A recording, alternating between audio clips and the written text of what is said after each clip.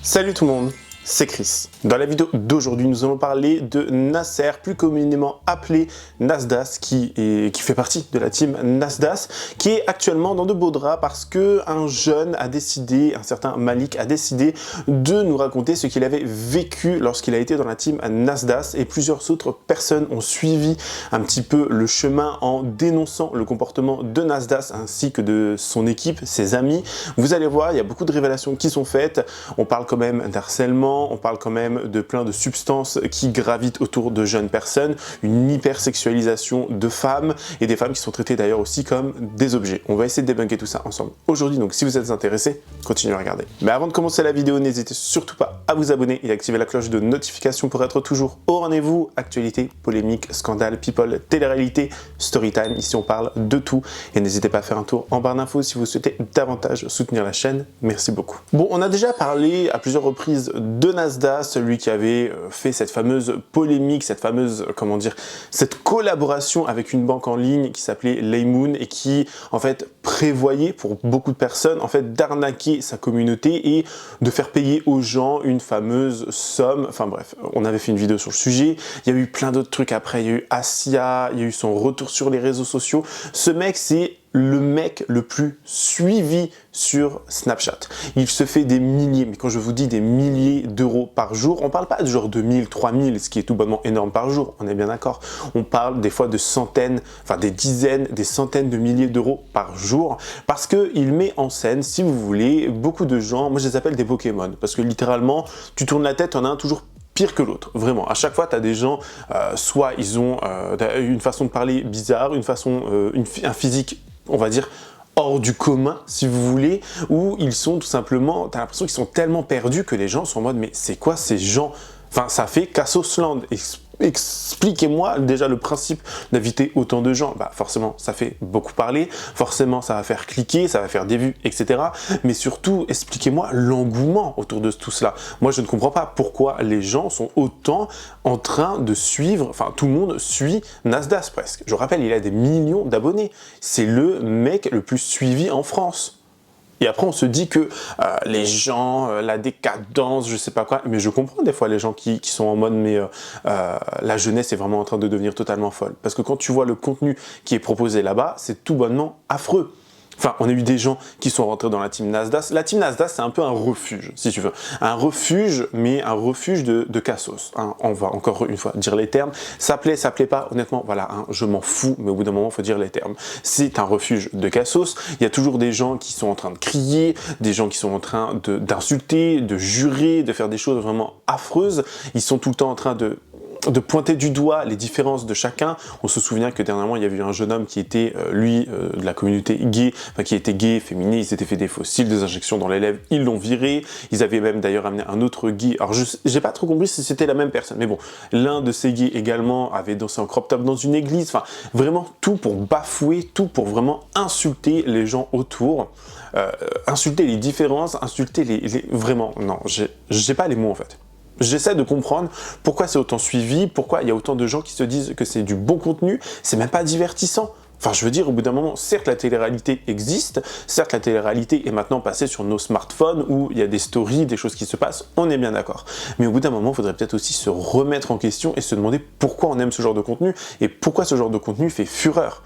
C'est qu'il y a vraiment une décadence et les jeunes sont de pire en pire, ça devient des cassos, mais de pire en pire. Je suis désolé, au bout d'un moment, faut dire les termes. Entre ceux qui parlent en mode lundi, mardi, mercredi, déjà, quand tu sais pas parler, au bout d'un moment, on va voir un orthophoniste. C'est un orthophoniste qu'il faut aller voir. J'ai un doute. Mais bref, allez voir quelqu'un qui saura vous aider, mais les gens n'ont plus de culture générale, ils veulent juste faire des Snapchat, faire des TikTok, faire des choses, faire des trucs, des bidules, et ne même plus travailler, ne même plus s'instruire, ne même plus, en fait, enfin, pour moi, vraiment, la vie, ça va être une longue intro, j'ai envie de vous dire. Hein. Mais pour moi, la vie, c'est vraiment un truc où tu es obligé de grandir, d'éclore, enfin, j'ai pas envie de faire le philosophe, hein, mais vraiment, c'est où tu apprends plein de choses, tu grandis, tu évolues. Ces gens-là, j'ai l'impression qu'ils veulent pas évoluer, ils veulent juste rester sur la même ligne, faire de la thune et être toujours les pires abrutis du monde. J'essaie de comprendre, mais honnêtement, je crois que c'est peine perdue. Et je plains les générations futures. Je plains les gens qui paieront la retraite des retraités actuellement, enfin, qui devront faire de l'argent l'argent, etc. Je plains vraiment, on est devenu un pays de... Enfin, si c'était que la France encore, bon pourquoi pas, mais c'est un petit peu partout dans le monde. Les réseaux sociaux ont flingué la jeunesse, ont flingué les gens, ont flingué l'intelligence des gens. Encore une fois. Et ça, on l'a répété à plusieurs reprises sur cette chaîne. Mais bon. Les gens, ils ont dit que tu ressemblais à qui? À Mouna. À Mouna. À dire. Tout le monde dit que tu ressembles à Mouna. À Mouna. T'as vu, elle, là, elle dit que tout le monde sur Internet dit qu'elle te ressemble. Pas du tout. Viens, tu te mets à côté d'elle, viens. Viens, elle va se mettre à côté d'elle. Non, mais attends. Quoi? Je te jure, la nana, elle serre sa tête. Mais alors, si je veux serrer ma tête, je serre ma tête. Mais elle a rien dit de mal. Elle a juste dit que sur les réseaux, les gens ils disent que vous vous ressemblez. Mais vous mentez. Mais Il y a un air. il y a un air. Mais il y a un air. En fait, on dirait Mouna qui aurait raté sa chirurgie. Genre. Merci. Déjà, dans ma vie, je m'en bats les steaks. Je Déjà. crois qu'elle a le même tatouage que moi, je crois qu'elle a été se faire la même chose que moi ici. Mais pas du tout. Ah ouais? Du coup, mon père, il m'a mis à la rue. Ton père il t'a viré de chez toi? Ouais. Et du coup, j'ai pris un billet pour revenir. Voir Nasdas. C'est ça. Elle a pas dormi. T'as pas dormi, ça fait combien de temps? Plus de 24 heures. Je l'ai trouvée au quartier alcoolisé. Plein de gens autour d'elle. Elle par terre. Et quand elle m'a vu, Nasdas. Genre elle était apeurée. Ça m'a fait une peine, la chanter. Et t'as pas d'autre habit? Non, j'ai que ça. Hey, j'ai oublié un détail. Tu m'as dit que tu voulais voir qui te plaisait, tu le trouvais hyper beau? 4 BDV. 4 PDV. Non, viens! C'est bon, c'est rien, Donna. Mon père, il m'a mis à la rue, ça fait une semaine. Ah, t'es à la rue? Tu t'appelles comment? Donna. Donna? T'as quel âge? 20 ans. Bon, allez. Tu viens à la maison. On a un certain Malik, un jeune homme qui avait décidé de rejoindre la team Nasdas. Il était venu de Paris jusqu'à Perpignan pour en fait rencontrer, voilà, Casté, je sais pas trop qui, Ogeman qui était son pote. On n'a jamais parlé d'Ogeman, mais il a fait pas mal de dingueries aussi. Je voulais faire une vidéo à l'époque et après j'ai dit non, pourquoi pas, enfin flemme, c'est bon, flemme, on change. Il a voulu rencontrer Nasdas et ça s'est très mal passé. Il va nous dire qu'il se passe des choses tout bonnement atroces, tout bonnement folles là-bas. Il y a des menaces qui sont faites, tout est apparemment fake, tout est en fait des mises en scène. Et en fait, j'ai envie de vous dire, bien évidemment, c'est des mises en scène. Comment, en fait, ça reste un business, ça reste son business, vraiment, il fait des milliers d'euros et ça se voit que c'est pas la réalité. Tous les gens dans la vraie vie ne font pas des dingueries tous les jours ou ont des paroles de ouf tous les jours. Je vous laisse regarder ce que Malik avait à dire, écoutez bien. Il y a moins d'une semaine, j'ai pris mon billet en direction de Perpi pour aller rejoindre Nasdas. Comme tout le monde sur les réseaux, j'étais attiré par le buzz, l'argent, l'influence, tout ça. Et Nasdas, c'est un mec qui a beaucoup de visibilité. Du coup, je me suis dit que je vais y aller. Faut savoir aussi que j'étais curieux de savoir si tous les snaps, etc., c'était des mises en scène ou pas. Pour recontextualiser les gars, Ogeman, c'est un pote à moi du lycée et je le connais depuis 3 ans. On avait déjà prévu, avant même qu'il soit chez Nasdas, d'aller ensemble. Malheureusement, c'était un moment où je pouvais pas, tout simplement parce que j'avais partiel. Donc je l'avais prévenu que je le rejoindrai plus tard. Sachez que je mettrai toutes les preuves les gars. Avant de commencer à raconter mon histoire les gars, je veux que vous sachiez 2 choses. De 1, tous les snaps sont scénarisés. Il n'y a rien de vrai dans tout ce que vous voyez. Que ce soit Nasdas, Casté, tout est scénarisé, c'est que des scénarios, c'est des acteurs. Deuxième chose importante les gars, tous mes propos vont sûrement être démentis par certains membres de la team parce qu'ils vivent tous sur les couilles à Casté et à Nasdas. Faut que vous sachiez également que les gars, je n'ai aucun snap de là-bas, tout simplement parce qu'ils fouillent les téléphones et qu'ils ont supprimé toutes mes vidéos. Maintenant les gars, on peut rentrer dans le vif du sujet. Quelques jours les gars avant que je vienne à Perpi, j'étais toujours en contact avec Ogeman qui m'a demandé de le rejoindre. Faut savoir que quand j'étais encore dans le TGV, j'ai reçu plusieurs snaps de potes à moi où on voyait Ogeman qui était à Paname. Je comprenais pas trop parce que la veille, j'étais déjà en appel avec lui pour le prévenir que j'arrivais. Je l'appelle plusieurs fois, je lui envoie plusieurs messages et d'un coup il me bloque. Je décide quand même d'aller au bout et je vais à Perpi. Faut savoir que quand j'arrive à Saint-Jacques les gars, je tombe sur plusieurs petits et je leur pose des questions par rapport à Nasdas et la team. Ils me répondent tous que je vais très vite déchanter et que c'est pas comme dans les snaps. Je leur demande si Nasdas donne des billets, s'il est aussi gentil qu'on le voit sur les réseaux. Ils me répondent tous non. Après m'être fait recal par Lenny et Farah, je fais la rencontre de Tounsi qui lui décide de me snapper et d'appeler Ogeman en même temps. Ogeman il lui confirme bien que je suis son pote et que c'est lui qui m'a demandé de venir. Tout ça, vous avez pu le voir dans les snaps. Et c'est comme ça que j'intègre la team Casté. Je rentre dans la maison de Casté, les gars, ambiance pesante, personne ne me calcule. Et le premier truc que m'a dit Casté, les gars, tu fais une vidéo ou une photo, je te casse ton télé ta bouche. En vrai, j'étais un peu choqué parce que je le voyais dans les snaps, rigoler, tout ça. Du coup, je m'y attendais pas. Maintenant, les gars, on peut parler des choses sérieuses. La première personne, les gars, sur qui je vais parler, c'est Midou. Dès que j'arrive, les gars, Midou, il me demande 20 € alors que je suis nouveau, comme s'il était en chien d'argent. Il me supplie de rien dire à Casté. Là, j'ai compris que c'était un environnement malsain où tout le monde était sous la pression de Casté. Vu que je suis un bon, les gars, je décide de lui donner, mais j'ai très vite regretté parce que ce gros porc de Midou, un jour après, il est parti faire des attouchements sexuels à Donna. Donna, c'est une meuf, elle a une réputation un peu de fille facile, mime, tout ça, jusqu'à ce qu'elle est partie se plaindre en pleurs, les gars, chez Casté. Quand j'ai vu ça, les gars, j'étais complètement dégoûté. Et dites-vous que personne n'a défendu Donna. Bref, suite à ces événements, un jour passe et il y a eu Miss Chiente. Du coup, avec Casté, Mousse, Midou, tout ça, on y va. Et personnellement, je suis dans le public, comme vous avez pu le voir dans les snaps. Ce qui m'a le plus choqué, les gars, c'est le traitement qu'on a infligé là-bas à Assia. Faut savoir que personne la respecte, tout le monde l'insulte. Dès qu'elle se pose à côté de quelqu'un, on lui dit de se barrer. Et Nasdas lui-même, les gars, il l'humilie devant tout le monde. Je vais vous donner un exemple, les gars. Quand c'est au tour d'Assia de passer, elle a malheureusement mal aux jambes. Elle n'arrive pas à descendre les escaliers toute seule. Elle demande donc à Nasdas de l'aide et lui répond. Et c'est rien faire de ces deux mains, c'est à part c'est des bites. Ça m'a fait trop de la peine pour elle, les gars. Surtout que, les gars, faut savoir que Assia, c'est une fille grave gentille dans la vraie vie. Et tout le monde la déteste. C'est pas que dans les snaps, hein, et c'est sûrement le seul truc réel qu'il y a là-bas. Ensuite, les gars, une scène qui m'a fait mal au cœur. Hors caméra, les gars, s'ils posent la question devant tout le monde à Ogeman. Qu'est-ce qu'on fait de ton pote? On le laisse ou il retourne chez lui? Ogeman, qui m'a lui-même demandé de venir à Perpignan et que je connais depuis 3 ans, il a répondu, je veux qu'il se barre. Je vais vous dire la vérité, ça m'a fait très mal au cœur, surtout que c'était un mec que j'estimais beaucoup. Face à ça, j'ai pas répondu et puis j'ai attendu la fin de soirée. Faut savoir qu'en parallèle de Miss Chiente, Donna et la femme de Casté préparaient une petite surprise entre nous pour les 1 million de Casté. Du coup, moi, Mousse et Midou, on était tous au courant. Donc juste avant de rentrer à la maison, je prends mon téléphone pour filmer la réaction de Casté. Je comptais garder ça pour moi, hein. Je comptais pas mettre en story ni rien. La fête se passe bien, on rigole, on mange, tout ça. Et un peu plus tard, Casté vient me voir, il me demande très clairement, est-ce que t'as pris un snap? Du coup, moi je lui réponds que oui. Et là, les gars, je vous jure qu'il me met une de ses sifflantes. Il enchaîne avec des baffes, des patates. Tu connais, moi j'essaie de me défendre, mais j'ai 18 ans. Il a 40 piges et il fait 1m90. Du coup, je peux rien faire. T'as ça, les gars, il y a grave des tensions entre moi et Casté. Et je vais tout simplement dormir avec la tête gonflée. À ce moment-là, les gars, je vois le vrai visage de Casté et c'est pas du tout comme dans les snaps.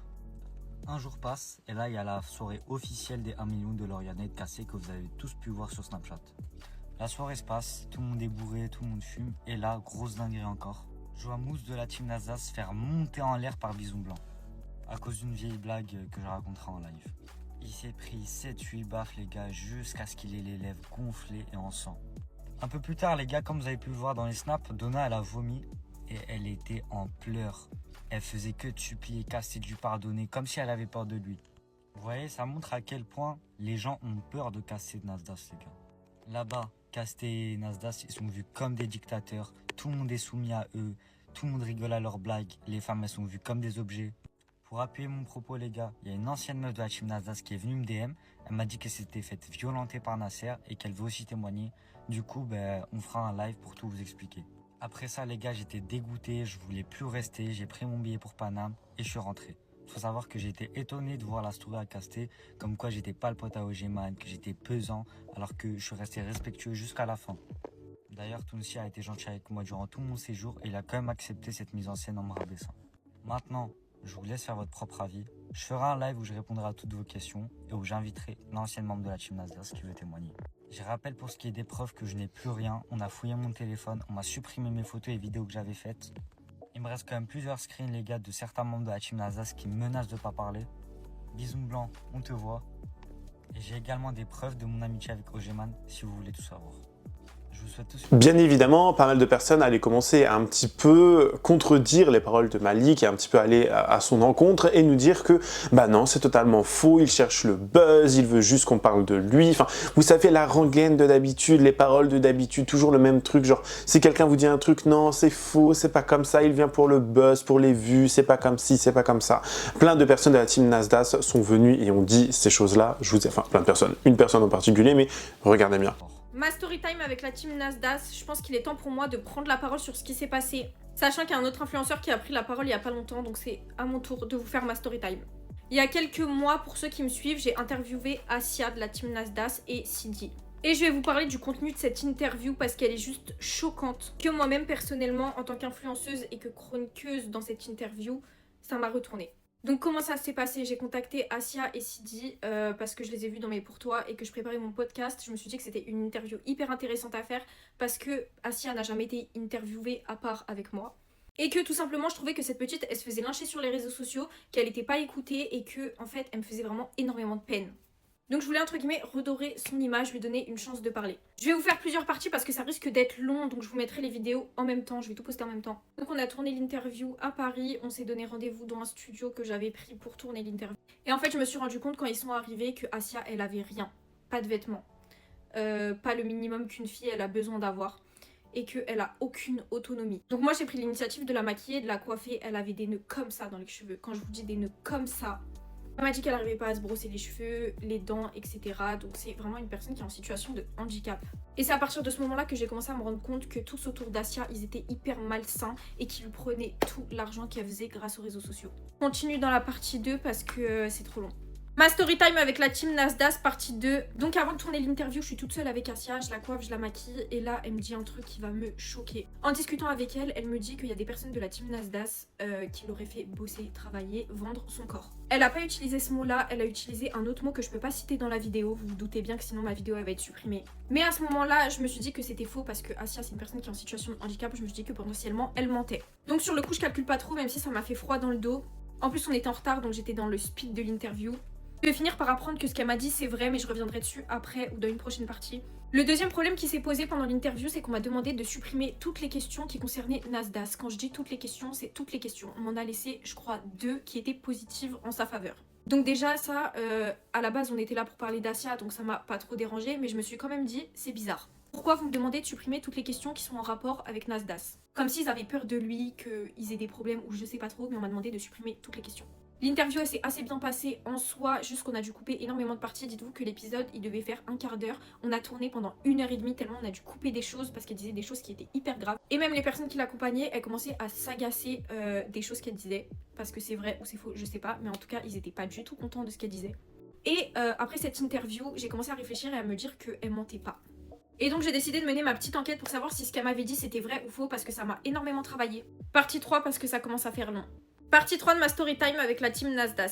Donc après qu'elle m'ait dit ça et que l'interview elle soit passée, moi ça m'a travaillé. Et j'ai décidé de mener ma petite enquête parce que je me suis dit que si elle était en danger, j'avais une responsabilité envers elle en tant que femme. Que c'est tout simplement une personne en situation de handicap, donc que si moi je le laisse faire, et bah c'est non assistante à la personne en danger. Donc j'ai décidé de mener ma petite enquête et de me renseigner. Et il y a une influenceuse du Mans qui m'a confirmé en fait tout ce que Asia m'avait dit. Donc en fait c'est un ami de cette influenceuse là qui connaît le proxénète qui s'est occupé d'elle pendant un moment. Elle se serait occupé de louer l'hôtel, le Airbnb et tout le bordel. Et donc cette personne là elle m'a montré des preuves quand même assez concrètes parce que ça coordonnait sur les dates où Asia elle était avec les dates que lui il m'a donné, sachant que c'est pas du tout quelqu'un qui est sur les réseaux sociaux. Et des snaps de ces personnes là dans l'appartement, le Airbnb avec Asia. En snappant de l'argent et je peux pas dire c'est quoi, bref des trucs dangereux. Donc pour moi ça n'a pas laissé beaucoup de doutes dans ma tête quant à ce que ces personnes ont pu lui faire subir. J'ai pas pris la parole avant parce que tout simplement je savais pas quoi faire de l'information, je savais pas qui en parler et je savais pas comment l'aider. Sachant que quand elle m'en a parlé, elle m'en a pas parlé. Désolée, sachant que quand elle m'en a parlé, elle m'en a pas parlé en se plaignant, elle m'en a parlé comme si elle me disait je vais chercher une baguette à la boulangerie. Donc me dire qu'il y a une personne qui est en situation de handicap, qui n'a pas sa tête, qui est avec des personnes qui profitent d'elle et qui lui font faire ça, je trouve ça juste scandaleux. Parce qu'elle est juste pas consciente de ce qu'elle fait. Et l'acharnement qu'elle subit sur les réseaux sociaux, la façon dont on lui parle et dont on profite d'elle, en fait ça me révolte au plus profond de moi. Simplement, je sais pas qui il faut aller voir, si c'est la police, si c'est des éducateurs, je sais pas en fait. Je vous fais une prochaine partie parce que j'ai pas fini encore beaucoup de choses. Dernière partie de ma story time avec la team Nasdaq. Préciser qu'elle m'a pas dit que c'est Nasdaq qui lui avait fait ça directement, mais que c'est bien des personnes de la team Nasdaq. Maintenant, on peut quand même se poser la question de savoir comment est-ce qu'il peut se passer des choses comme ça et que lui qui est responsable de ces personnes-là ne soit pas au courant. On peut aussi se demander comment ça se fait qu'il passe son temps à la rabaisser dans ses stories. Bien qu'il lui ait fait du bien en l'accueillant. Parce que moi je considère que quand on veut vraiment le bien d'une personne qui est en situation de handicap, c'est de la remettre à des personnes qui sont formées pour s'en occuper, à des éducateurs et à des établissements spécialisés. Et de pas la snapper tous les jours en se foutant de sa gueule, en lui faisant acquérir une notoriété haineuse. Je dirais pas de nom parce que tout simplement je veux pas d'avoir d'ennui judiciaire en divulguant des noms. J'aimerais juste pouvoir trouver une solution pour pouvoir l'aider. Et j'espère que ça fera prendre conscience au public que ce que vous voyez sur les réseaux sociaux c'est pas forcément la réalité. Et qu'il faut arrêter d'être naïf quand vous voyez un influenceur donner de l'argent à quelqu'un, c'est souvent qu'il récupère le double de ce qu'il a donné grâce aux audiences. Donc ça peut être très bienveillant, il y a des influenceurs qui font un travail magnifique comme Aya par exemple, qui aide les personnes en situation de précarité et tout. Mais prendre des personnes qui sont mineures en situation de handicap ou en fugue pour faire des vidéos sur eux, une espèce de télé-réalité hyper malsaine où on snappe la vie intime de certaines filles qui ont 15 ans, 16 ans, 17 ans, en profitant de leur jeunesse, de leur naïveté, alors que ça se trouve dans 2 ans elles vont se rendre compte que ce qu'elles font c'est n'importe quoi et elles vont regretter, alors que c'est lui l'adulte, c'est lui qui aurait dû dire je n'accueille pas de personnes mineures ou de personnes qui n'ont pas leur tête, qui sont en situation de handicap. Bref voilà, c'était la dernière partie je pense que je vais faire sur ce sujet là. Mais honnêtement ça me peine énormément parce que moi le peu de temps que je l'ai vue je l'ai trouvée hyper attachante et elle m'a fait énormément de peine. Donc ça me fait énormément de peine, j'espère que je pourrai l'aider d'une manière ou d'une autre et que elle s'entourera de personnes qui sont saines pour elle, mais pour moi il n'y a que l'État, le personnel de santé qui pourra vraiment l'aider et être là pour elle dans des circonstances qui sont saines. Voilà, pour moi c'est des gros profiteurs, j'ai même pas les mots en fait pour décrire à quel point c'est dégueulasse, c'est dégueulasse. Et je me demande comment vous, en tant que spectateur, moi je les ai jamais suivis, juste parce qu'en fait depuis le début j'ai vu que c'était malsain. Tu regardes les vidéos, tu vois qu'ils se foutent de la gueule de gamines de 16 ans, qui s'insultent tous entre eux, qui vivent tous en bordel. Je sais pas, pour moi ça a toujours été malsain et je comprends pas que vous en tant que consommateur vous puissiez regarder ça. Sauf qu'une autre personne est apparue dans l'équation, si on peut dire ça comme ça. Elle s'appelle Camilla, j'espère que je prononce bien, qui elle n'est pas forcément dans la team Nasdaq mais avait interviewé Assia. Assia qui était dans la team Nasdaq, elle est partie, elle est revenue. Assia qui chie devant...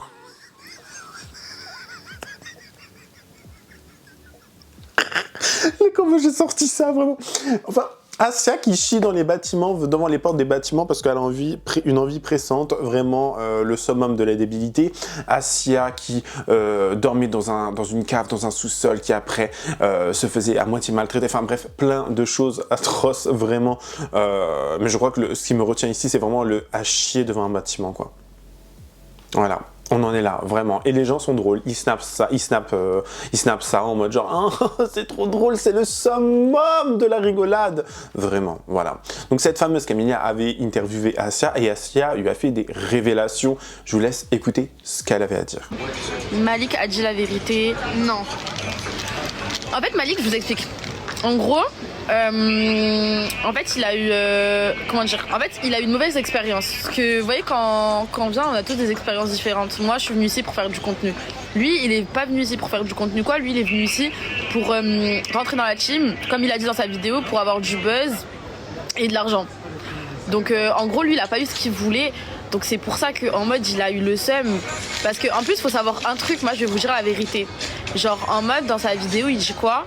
Il dit ouais, genre en mode j'ai préféré partir. C'est pas lui qui est parti, c'est Casté qui l'a fait partir. Ouais, exactement. Genre, donc à partir de là, c'est un mensonge. En fait, vous croyez trop les menteurs. C'est Casté qui l'a fait partir parce que je sais plus, pour diverses raisons, on n'a pas besoin de vous dire pourquoi. En fait, je suis inintéressant. En mode, il avait juste pas. Non, c'est pas qu'il était inintéressant, c'est qu'il n'avait pas besoin de lui en fait. Et du coup, c'est pour ça qu'il a fait partir. Mais le truc, c'est que lui, du coup, il a eu le seum. Il a cogité, je pense, dans le train et du coup, il s'est dit vas-y, on va faire une vidéo où on va salir l'image de Nasser et Casté. Moi, je peux vous dire un truc, c'est que Nasser et Casté, ça fait plus d'une semaine que je les connais et tout. Et je vous mens pas, c'est des personnes très très gentilles. Genre en mode et tout. La plupart des trucs qu'il a dit dans la vidéo, il y a des choses vraies, mais la plupart des trucs, c'est faux, je vous mens pas. Mais il y a des choses vraies aussi. Genre, je vous dis pas qu'il a menti. Je vous dis pas qu'il a menti, il a pas menti. Genre, c'est vrai ce qu'il dit. Là, je vois le truc comme quoi, Zarma, je me suis fait violer, je me suis jamais fait violer. Juste, on m'a manqué un peu de respect. Mais je me suis jamais fait violer, c'est tout. Là où je me dis, par contre, c'est peut-être un coup de com'. Et honnêtement, je pense que En fait, tout ça, c'est une espèce de mise en scène, vraiment, encore une fois, ça reste du marketing digital, ça reste de la communication, ça reste vraiment une espèce de tactique pour qu'on vienne parler de vous, qu'on clique sur vous, qu'on parle de bien ou en mal de vous, on parle de vous, on va voir votre contenu, on va cliquer dessus, et vous allez comprendre pourquoi je dis ça, parce que dernièrement, Nasdaq avait été bloqué de Snapchat, il y avait eu un bug, donc je vous laisse même pas imaginer les pertes colossales que ça lui a causé, les pertes vraiment colossales en argent, en notoriété, en vues, etc. Je crois que c'était pendant un jour ou deux à peine, mais c'est énorme pour lui. Donc comment faire remonter toute cette sauce? Ben, tout simplement en engageant un petit qui va venir vous dire non, moi j'ai vécu ci, j'ai vécu ça, et qui va vous raconter toutes les atrocités de ce qui a pu se passer chez Nasdaq. Et si je vous dis ça, c'est parce que Nasdaq nous a fait des stories sur Snap où il est en FaceTime avec ce fameux Malik et où il lui dit mais tu m'as jamais rencontré, t'as jamais fait ci, t'as jamais fait ça, machin, où il dément un petit peu les choses. Mais Malik n'a jamais dit qu'il avait rencontré Nasdaq. Il nous a parlé de Casté, il nous a parlé d'Ogeman, etc. Mais c'est tout, il n'a pas forcément parlé de Nasdaq, tout simplement. Donc je laisse regarder la story pour que vous compreniez un peu mieux où je veux en venir. Regardez bien.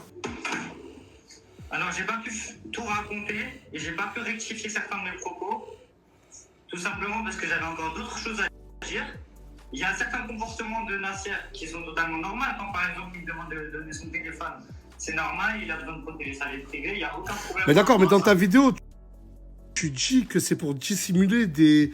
Enfin, pour faire en sorte que tu ne filmes pas. Enfin, en tout cas, tu laisses sous-entendre ça. Non seulement pour protéger ta vie privée, mais aussi pour protéger ton image. Bah attends, je vais juste leur montrer leur dernière vidéo. Là, je te préviens, je vais filmer, d'accord? Ouais. Tu répètes juste la phrase que tu m'as dite? Vas-y, bien sûr, pas de problème. Tu m'as dit quoi, là? Moi, je suis prêt à rectifier mes propos vis-à-vis de toi, Nasdaq. Mais par contre... Mais d'accord, mais là, les gens, je suis en train de filmer, hein. Je sais pas si ça va finir dans ma story. Les gens, ils vont penser quoi? Les gens, ils vont penser que c'est moi qui t'ai dit juste avant ça, je te paye pour... Tu sais comment ils font? Ce visage, vous l'avez peut-être vu sur TikTok ces dernières 24 heures. Il a fait une vidéo où il a parlé de moi et beaucoup de membres de la team. Bref, je vais essayer de la faire rapide, la chanter. Il s'appelle Malik. Est-ce que je te connaissais, Malik? Non, je ne connaissais pas Nasser. Quand t'es arrivé sur Perpignan, moi, j'étais où? J'étais encore à Paris. J'étais encore à Paris avec Ogeman, etc. Je ne le connaissais ni d'Adam, ni d'Eve. Un soir, pour m'y chanter, je le vois débarquer avec Casté. C'est ça? Ouais, c'est ça. Et dans ma story que je vais pouvoir vous remettre, j'ai dit, wesh, mais c'est qui lui? Je savais pas c'était qui. Et il me dit que c'est le pote à Ogeman. C'est ça. C'est ça? Ouais. Bref, quand je coupe le snap, je lui dis, s'il te plaît frérot, ton bigot, pose-le. Faut savoir, la chanter, que je ne connais pas la personne. C'est pas contre toi, Malik, hein. Je ne l'ai pas invité. Dans les iPhones, il y a la position. Il y a la position. Je lui dis, et Dieu merci, grâce à cette vidéo de surveillance, parce que, et j'en ai pas qu'une chez moi, il y a aussi ici, et il y en a plein d'autres. Il y en a même des cachés, bref. Et je vous dis honnêtement, pour moi, c'est que c'est la preuve vraiment que tout ça est encore une espèce de mise en scène, une espèce de communication foireuse, mais qui a marché parce que, en fait, les gens ont été cliqués. Ça fait des milliers, des millions de vues sur TikTok, notamment toutes ces révélations, toutes ces paroles, et les gens ont forcément été checker le contenu également de Nasdaq. Donc ça a ramené du monde, ça a ramené des abonnés, ça a ramené de l'argent, forcément, bien évidemment. Donc pour moi, je pense que tout ça, il y a une histoire peut-être qui est vraie. Il y a une part de vérité là-dedans, mais une très grande partie qui est fausse, qui est une mise en scène, qui est encore une fois juste de la communication, du marketing, pour qu'on parle de toi, que tu fasses de l'argent et que tu retrouves le peu que tu as perdu, enfin le peu, l'énorme que tu as perdu, mais pour toi qui est peu, au cours des quelques derniers jours. Pour moi, c'est juste ça. Parce que ce mec, certes, il est vilain, certes, il fait que des conneries, mais il est assez intelligent pour bien faire de l'argent. Comme beaucoup d'autres sur les réseaux sociaux, hein. Morgan Makeup, Benoît Chevalier, toutes ces personnes, elles sont là vraiment dans un seul but, c'est faire de la thune et se faire connaître. Vraiment. En faisant des conneries, genre c'est surtout ça le truc. Si tu fais de la thune en dénonçant, si tu fais de la thune en parlant d'actualité, ou en faisant des dessins, du make-up, en faisant de la danse, en faisant plein d'autres choses, vous voyez, ok, il n'y a pas de problème. Mais là, c'est vraiment juste la culture du vide, quoi. Tout bonnement. tout simplement. J'adorais, mais c'est juste nous qui nous donnons de la force en regardant ces stories, mes vies. On parle pas assez des stories de Nasdas. En fait, je l'aimais trop, et moi-même la première, et je pense que plein de gens qui ont regardé cette vidéo, regardaient ses stories, attendaient les bagarres qu'il était en train de promouvoir, regardaient toutes les histoires qui suivaient, toutes les embrouilles dans cette maison qui est malsaine. Il est papa, il a une femme qui dort dans la même maison que ces gens. Pour moi, la plupart sont malades, ils sont problématiques. Nasdas est problématique. Tu peux pas laisser ton enfant, ton fils, c'est un nourrisson, frère, dormir dans une maison qui, pour moi, est malsaine. Morgane, elle reste H24 dans la chambre, enfin très souvent avec son bébé, sachant que j'ai pas l'impression que Nasdas s'en occupe énormément. Je ne suis pas là avec eux, mais tu vois dans les stories quand t'es censé être papa, pour moi, c'est insensé de vivre une vie comme ça. D'afficher des gens qui ont besoin d'aide, d'afficher des couples, et en plus c'est malsain parce qu'on se retrouve à se moquer de certaines personnes alors qu'on les connaît via les stories de Nasdas. Je pense que la plupart, alors oui, sont malades, mais c'est surtout pour l'argent, c'est surtout pour que ça perce, c'est surtout pour que ça nous fasse parler, et ça marche. Et franchement les gars, je regardais ces stories, mais je les regarde de moins en moins parce que je trouve ça malheureux, je trouve ça vraiment triste d'afficher des gens qui ont besoin d'aide, qui sont malheureux et qui se retrouvent pour de l'argent à se faire ridiculiser. Et de toute façon, on le voit parce que la plupart de ces stories au début, où c'était la team du début, où il aidait les jeunes et tout, ces stories, bon, c'était beaucoup basé sur l'argent, beaucoup basé sur des défis. Je sais pas ce que vous en pensez, mes vies, je sais pas si vous regardez toujours ces stories et tout, mais moi, sincèrement, je vous dis la vérité, je n'ai plus envie de regarder parce que ça devient trop malsain. C'est une maison trop malsaine. Je me suis fait menacer, je vous raconte tout. Écoutez, là, je vais pas faire une vidéo sérieuse et bien carrée comme la première fois parce que là, ce qui se passe, c'est très très grave. Je pense que vous avez tous vu la vidéo où j'ai buzzé par rapport à ce que je dis sur la team Nasdas, ce qui se passe en coulisses, etc. Et je pense que vous avez aussi vu la story de Nasser, de Nasdas, dans laquelle je ne dément pas mes propos. Écoutez-moi bien les gars, je me suis fait menacer, on a menacé ma famille, on a sorti les blasts de ma daronne, de mon daron, de mes petits frères, on a sorti mon adresse, on m'a hacké mon compte. Sachez que ce n'est pas moi qui ai mis en privé mon compte principal, les gars, ça a hacké mon compte.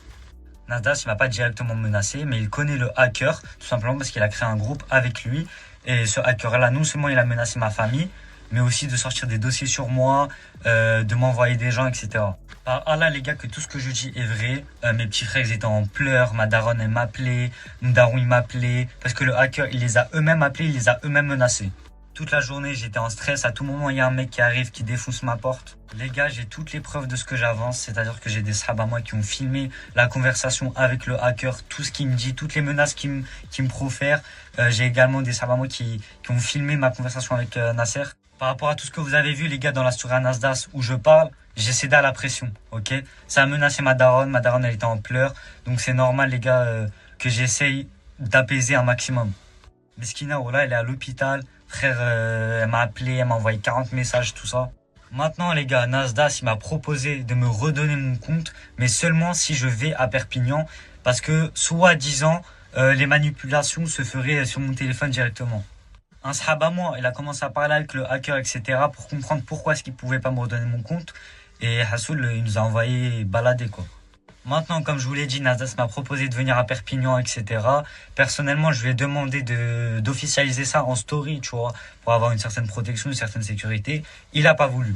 Il m'a dit que je verrais sur place à protection et s'il mentait, quoi. Personnellement, les gars, je peux pas croire des gens qui ont menacé ma daronne. Et maintenant, par Allah, les gars, que tous mes propos dans ma vidéo sont vrais et que Dieu me châtie si j'ai menti sur un seul truc. Peut-être que j'ai pas apporté certaines précisions par rapport à Nasdas, etc. Mais globalement, tout ce que je dis dans ma vidéo est vrai. Et maintenant, on essaie juste de me faire taire. Les gars, moi j'ai eu les couilles de parler. Je suis un petit, j'ai 18 piges. Mais les gars, là, ça s'est trop barré en couilles et je peux plus. S'il vous plaît, les gars, la vie de ma mère, j'ai pas retourné ma veste ou haja. Quand ça menace vos darons, votre famille, vos petits frères, les gars, c'est trop dur de garder le cap. Je veux bien dénoncer, mais il y a des limites. J'espère que cette vidéo, elle me portera pas préjudice. Moi, j'ai aucun problème dans la vie, les gars. Donc, si j'ai un problème, vous savez de qui ça vient. Maintenant, je vous passe le selem et je mets toutes les preuves.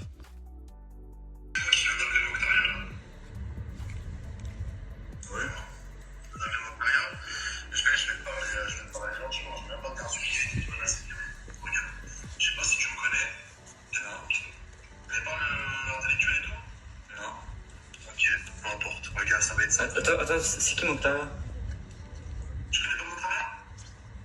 Tu parles de ma mère? Ouais, tu connais ouais, vas-y, continue. Tu connais Rina? Ouais. Ouais. Tu connais Ben? Ouais. Ok, c'est simple. Avec cette personne-là, sur le moment là-dessus. Moi, j'ai les compétences de te niquer ta mère et de te niquer ta vie de suite. Tu vois, je vais te parler gentiment et français. Soit, dans 10 minutes, tu supprimes la vidéo, soit je t'encule. Je t'encule. D'accord? Mais le problème, c'est que ces gens-là, je les connais très bien. Mais t'es qui, toi, frérot? Moi, je suis celui qui va te niquer ta mère si tu supprimes pas la vidéo. Simplement. Simplement. Ok? Donc si tu veux me tester, si tu veux faire en sorte de pas m'écouter, m'écoute pas, raccroche, quitte ce groupe et laisse la vidéo. Par contre, si tu veux te sauver de cette galère-là, y a pas de souci, frérot. Donc là, t'es en train de me menacer, là. Là, je te dis ce qui va se passer parce que tu crées de la fitna là. Je ne crée pas de la film, frérot, tout ce que je dis est vrai. Mais toi, t'es qui? Vas-y, on va parler ça entre nous. Toi, t'es qui? Toi, je les connais là-bas? T'es parti là-bas? T'as dormi avec eux? Je les connais très bien. C'est des amis à moi. Si tu veux tout savoir, c'est des amis à moi. Mais en fait, il a juste changé son adresse mail, il remet la mienne. un mec différent. C'est tout. Attends, mon gars, s'il te plaît, ne parle pas, frérot. S'il te plaît, ne parle pas. Vas-y. Vas-y. Ouais. Ouais. Frérot, est-ce que tu... Ouais, je t'entends. Est-ce que tu peux me rendre mon compte ou pas? Vas-y, frérot, écoute. Déjà, il y a un truc numéro, là, c'est... Il faut que je fasse 80 manèges sur le téléphone, je peux pas le faire à distance quand je veux. Avec un problème récupéré à combien de pourcents sur... C'est 20%, frérot. Raoul, s'il te plaît, et tout. Vas-y, bah, t'as entendu, il m'a dit qu'il ferait les manèges sur son téléphone pour te le rendre. Tu rappelles ce compte, je comprends pas. Bah, parce que c'est le premier, c'est celui où je peux faire des lives, tout ça, c'est tout. Hein. Je t'ai dit, je m'engage à te faire monter sur TikTok. Et tu m'as toujours pas envoyé tes pièces d'identité. Vas-y, je vais te les envoyer tout de suite. S'il te plaît, regarde. Arrête d'en prendre de temps pour là. Je te le répète. Ouais. Vas-y. Vas-y, t'inquiète. Après, regarde, si tu veux, ne descends pas avec 2 collègues, ramène-moi ça même. Après, si la vérité, 1, 2, 3 collègues. Ouais, bien sûr. Si dans ta mère quelque chose, tu vois. Mais je sais pas comment te mettre en confiance. Ouais, t'inquiète, je comprends. Wallah, Malik, ouais, je te le rejure. Wallah, il radine qui t'arrivera rien du tout si tu descends. Vas-y. Attends, parce que là, tu m'as appelé, j'ai prononcé ton blanc sans faire exprès. C'est bon, il descend. Attends, excuse-moi, je remets la carte. Allez, c'est bon, tu peux lui dire que tu descends? Vas-y, t'inquiète, je vais descendre. Mais c'est demain que tu viens? Je vais soit demain, soit dans 2 jours. Un des deux. Soit demain, ma mère elle va sortir, etc. de l'hôpital, bien je reste avec elle. Après, je te dis, ça c'est la priorité, mon Ouais, bien sûr, toujours. Vas-y, promis, t'inquiète. Je dirai à tonton Nasser. Mais juste, envoie-moi ta pièce d'identité que je te prenne le billet. Vas-y.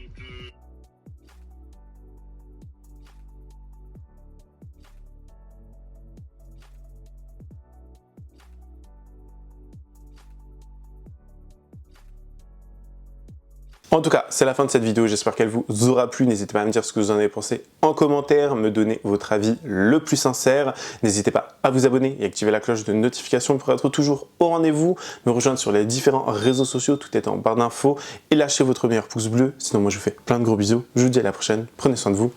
Bye guys.